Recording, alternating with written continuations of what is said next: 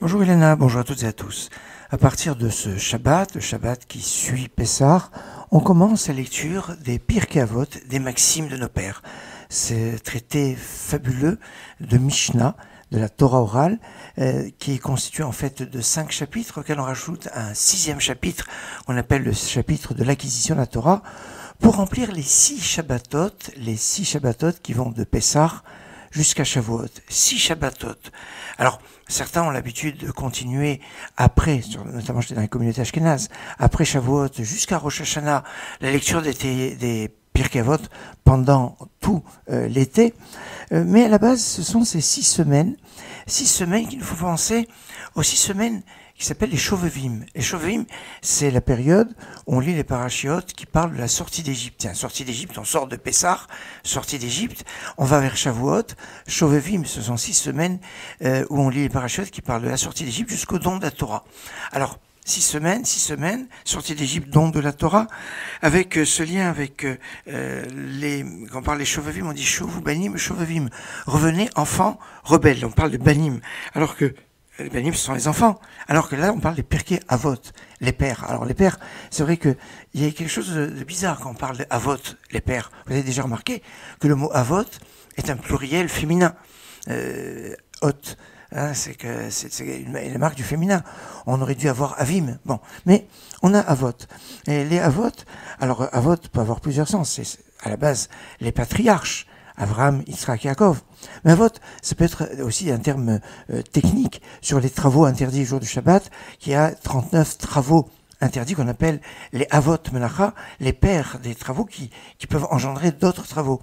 Et les Avot Nezikim, il y a aussi les pères de dommages dans le traité Baba Kama, ou les Avot Atuma, les pères de l'impureté. Alors, Avot peut avoir plusieurs sens, comme on le voit. Mais ici, ça a le sens de ce traité qui nous parle des règles de Moussar, d'éthique, de morale. Ce sont des enseignements fondamentaux pour pouvoir accéder à la Torah. Remarquable parce que ce traité de Pirkei Avot aurait pu s'appeler le traité Moshe. Et oui, le premier mot du traité, c'est Moshe. Moshe Kibel Torah Misinaï. Moshe a reçu la Torah au Sinaï, et c'est le premier mot. Alors vous allez me dire, on a des traités qui ont donné leur nom à propos du premier mot. Ben oui, le traité Betsa, le traité de Yom Tov, le traité qui parle des jours de fête, commence avec le mot Betsa, un œuf qui a été pondu un jour de Yom Tov. Et là, on appelait le traité Betsa. Alors, certains l'appellent Yom Tov. Il y a un peu de sujet je dirais, de circonstance, parce que quand on parle de Yom Tov par excellence, c'est la fête de Shavuot qui est la prochaine échéance de fête qui arrive.